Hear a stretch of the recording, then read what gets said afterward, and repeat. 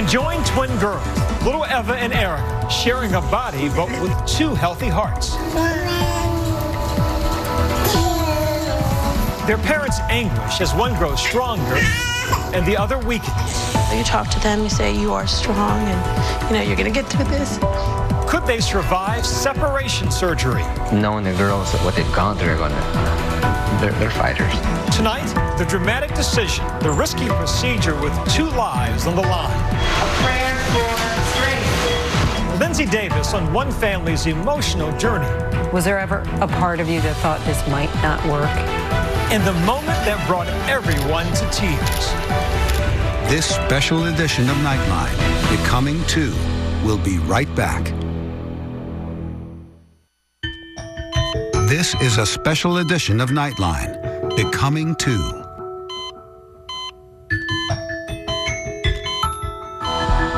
From the moment they were born, you couldn't see Eva Sandoval without seeing her sister Erika. Conjoined twins, they have never known life apart. Tonight, we take you inside the complicated and risky surgery to separate them. Have we anticipated all the potential risks? Are we prepared to deal with a bad outcome? These two little lives on the line. Was there ever a part of you that thought this might not work?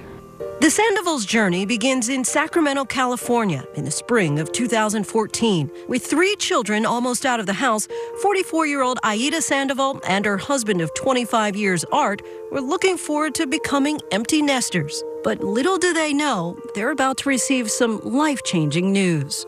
I was having pain, and then I told Art about it, and he's like, why don't you go to the doctor? I think it's your ulcer. I said, I don't think it's my ulcer. To her surprise, Aida finds out she's pregnant with not one, but two babies. And so what was your reaction? Whoa.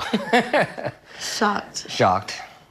I'm going, okay. He was pretty quiet. We're not kids anymore. 1 month later, Aida's doctor recommends she see a specialist. She assumes it's because of her advanced age. Just felt eternity by the time the doctor came in. He said, we do find some abnormalities. They are twins, and he goes, they are conjoined. Conjoined twins are a rare phenomenon. Their chances of survival even rarer. About half are stillborn, and only 35% survive beyond the first day. I think when you're hit with some news like that, he didn't know how to deal with it. I didn't know how to deal with it. You don't know who to turn to. So the Sandovals reach out to Dr. Gary Hartman at Stanford's Lucille Packard Children's Hospital. This is Erika's pelvis. An expert in the world of conjoined twins. But despite having 6 successful separation surgeries under his belt, he says every case presents its own challenges. And what did you say to them then? We were pretty blunt. What we told them was we didn't know that they could be separated. We weren't real optimistic about quality of life. Doctors gave them the option of terminating the pregnancy. Did you ever have a moment where you thought, should we do this? I didn't. What was it that made you think this is never an option to end this pregnancy? I feel it was my faith. We talked about it, like, let's give them a chance. It's if it's meant to be, it's meant to be. After 33 weeks of pregnancy, the Sandovals welcomed 2 baby girls into the world, Erika Rose and Eva Victoria. They are joined from the sternum all the way down to the pelvis, and they share a third leg. But they have 2 healthy hearts. You see them, and they have tubes. They had the little covers over their eyes. They did ask us, you can't carry them. They're very fragile. You question yourself, are we doing the right thing? You talk to them, you say you are strong, and you're gonna get through this. Right from the start, they begin to defy the odds. But because they need specialized treatment, they must spend the first few months of their lives in the neonatal intensive care unit. When those beautiful girls were born, that family was very scared. Mom would stand over by the window with the bed many feet away, and we were just working with her to come over and to touch the girls and to know where she could put her hands in a place that wouldn't hurt them. Finally, at 7 months old, the girls are deemed strong enough to go home to Sacramento. Despite Aida's 24 years as a mother, nothing could have prepared her for this. This is her feeding. So we're giving her 8 ounces is what she's getting, Erika. Even the simplest of tasks like bath time and putting on clothes become an exercise in patience and creativity. So these were the little clothes that they wore, and these were the little gowns that were made, trying to keep them dressed. Something cute is what I wanted to put on them. And Velcro is just a godsend in a case like this, right? Yay! Like other kids, they hit all their first milestones, but they do so together. From their first words, Nana,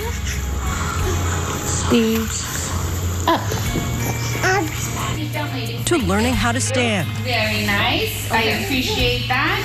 Not wanting to leave their specialized care, they must make the nearly 3-hour journey to Palo Alto regularly for checkups. Even during those uncomfortable car rides, the girls remain upbeat. They begin to develop their own personalities. Eva, the talkative one. Erika, the observer. But Eva also becomes stronger and larger than her sister, often dragging, even throwing her around. Over time, their health starts to decline. What's been the most trying time? All the UTIs, they're throwing up, they're dehydrated. Eva, sister's sick, don't bounce. The month of July, we were in the hospital just practically the whole month. Erika kept getting weaker and weaker. She was just basically getting smaller, and Eva's was getting bigger. So that was their point to say, we really have to do something about this. With concern mounting, the family and doctors decide they need to separate the 2-year-old girls now. Were you able to explain to them at their age what was going to happen? I would always role play, and some magic's going to happen, and Dr. Hartman is going to be your magician. With only 250 separation surgeries successfully performed in the world, doctors tell the Sandovals there's a 30% chance one of the twins could die. Was there ever a part of you that thought this might not work? A very, very small part, but knowing the girls, how much what they've gone through, they're fighters. You're gonna help me get you up? It's finally the morning of the surgery. The twins are their usual bubbly selves. I'm ready to go. 2 hours later, when they arrive at the hospital, reality sets in for the Sandovals. They place their faith in God and their babies in the hands of this team of specialists. The nearly 50-person medical team begins with a prayer for guidance. Would you work together? A prayer for strength. In a nearby room, the Sandovals and dozens of family members join in. Our Father, who art in heaven, hallowed be thy name. I felt a calmness come over me, that it was going to be okay no matter what, what the outcome was. After 4 hours of careful prep, it's now time to begin the separation. They made their first decision. The surgeon's plan is to separate the organs of the chest first, then move down to the abdomen and finish with the pelvis. They're hoping that the twins' shared leg can be given to Erika. As the hours pass, the doctors encounter a few surprises. Erika's small intestine joined Eva's small intestine just before the large intestine. And is that a problem? Actually, you can be fine with just small intestine. Having overcome that challenge, they continue the delicate dance of dividing the girls' organs. They were able to split the bladder, so they each have a bladder. Every step, a daunting task. One false move could spell disaster. The big challenge is then closing that wound. That's the real risky part. When we come back, Aida and Art are given difficult news. It's just like a punch in the gut. The long hours of waiting, and that moment that brought everyone to tears.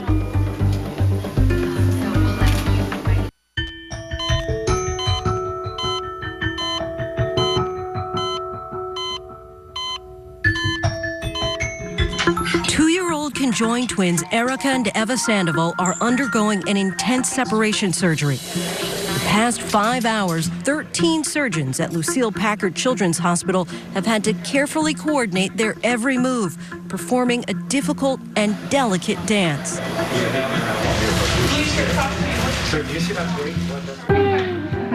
And then finally, the prayers of their parents, Art and Aida, are answered. Yes, wow. The twins successfully separated. But the work of Dr. Hartman and his team is far from over. It seems like the most dramatic piece of the procedure, and people are all focused on that. But that's just like step 34 of 50 or 60 steps. The surgical team now faces a new hurdle. They've realized they don't have enough skin to close the girl's wounds, so they turn to that once shared leg they were hoping to give to Erika. It's now needed for something more crucial. It's skin tissue. They had told us earlier that they may have been able to use that third leg and give it to Erika, but when it came down to it, there wasn't enough tissue to cover up Erika. And that was really hard. You know, it's just like a punch in the gut. But despite that setback, the rest of the surgery goes as planned. And after a total of 13 hours, the twins are wheeled into recovery. So tell me about the first time that you guys saw the girls after the surgery. I was excited just to know that they were alive still. Just to know, see them breathing. After spending their first 6 nights recovering in separate beds, the girls are reunited.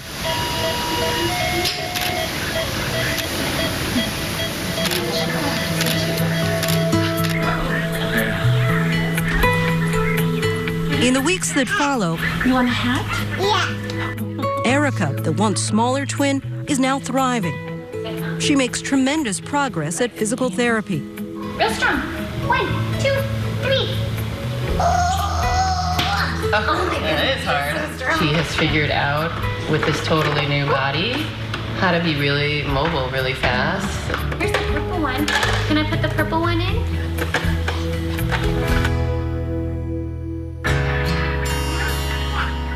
But the road to recovery is not as easy for Eva. Eva, 1, 2. There you go. So with Eva, she's had a lot of pain and I think also anxiety with sitting up. And so a lot of our sessions are focused on trying to get her in more of an upright position. Do you want to go see Eva? Ever her sister's keeper, Erika tries to comfort Eva. You want to tell her it's okay. It's okay. Through it all, Aida is mostly parenting solo. With work, I could be out on the road all week. Art, who's had to keep working full-time back at home to cover the medical expenses, drives the 3 hours every weekend to visit her and the girls. I'll do what I have to do to make things work. It's our life. And we adjust to it and keep on going. The hospital becomes like home for the girls, who haven't been outside in 2 months. Can you see the clouds moving? What do you see in those clouds? Elephant. You see an elephant in the clouds? Here we go. Outside. Mama. I'm right here. Look at sister. Listen to my voice. Finally, after 3 months in the hospital, a breath of fresh air. An ambulance, while often a sign of tragedy and fear, on this day is one of hope. All right, you made it. Yeah. It's you. Yeah. Just gonna wait. Come on in. Got a friend? Erika and Eva are making the journey home to Sacramento. You ready to go? In the care of their local hospital, the girls continue physical therapy. I want you to push it down. Hold on to your wheelchair. And are fitted for wheelchairs. He'll stay right here with you. There you go. See? I just think it's amazing that we're at this point with them in their lives, you know, and feeling sick is not going to hold the other one back. Now they're free to roam at home. I love it. Where for the first time, Erika can go one way and Eva can go the other. You guys play so nicely together. What is the best part in all of this? I like bringing them home and being a family. Their smiles. Mom and Dad are settling into a new routine. Here we go. Here we go. Bye, friends. Building their beds. With every scoot or step, they surpass all expectations. Good job. Now, you're going to move your leg closer. No one was certain they would make it this far. This is actually the first that I've seen them both standing up like this. These girls are as healthy as they can be right now. They've gone way past what I thought they could do at this time. But they still have many challenges ahead. The girls have been on feeding tubes since birth and are just now getting used to eating solid foods. They're also not able to be fitted for prosthetic legs. But Dr. Hartman is hopeful that one day they can. You know, we don't have a prosthesis right now that would work on a girl who has a complete pelvis, but nothing, no hip joint on that side. Who knows what we're going to have in 5 years or 10 years. So you think walking is not out of the question? Yeah. Watching what they can do now, I think anything is possible. The girls are embracing their independence as typical toddlers, full of curiosity and mischief. Somebody who was supposed to be taking a nap got done from her crib. But that connection they once shared, never far from memory. Eva will see her scar and she goes, my sister was right here. And I said, yes, your sister was right there. So we do talk about it. She took my leg. Oh, yeah, she did say that. Yeah. I gave her my leg. She took my leg. Where's your leg? Erika took it. Erika took it. Happy birthday. After 2 years living as one, You gonna open it? they're about to celebrate their third birthday, their first as separate individuals. I'm gonna be Woody. You're gonna be Woody. At a party full of family and friends, Happy birthday to you. the girls dress as Woody and Princess Sophia. And even though they're on their own, in some ways, they're still inseparable. I love watching them. They know that all these people are there and they're going to play with them. So whether they have a disability or not, it's just being with people and doing kid stuff. Are you ready, Erika? Go, go, Eva. Come on, Eva. Eva, go. The girls fiercely fighting to be just like any other kids. So to do it all over again? I would. Yeah. Maybe a little younger. I know that God won't give you something you can't handle. There's nothing that these girls can't do. They are fully capable of doing anything. What a silly horse. For Nightline, I'm Lindsay Davis in Sacramento, California. Our thanks to Lindsay. We'll be right back.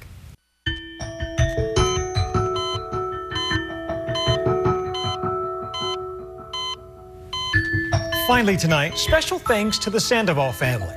They taught us a lot about faith. Hebrews 11:1 reads, faith is the substance of things hoped for, the evidence of things not seen. Thanks for watching ABC News, and as always, we're online at abcnews.com and our Nightline Facebook page. Thanks for the company, America. Good night.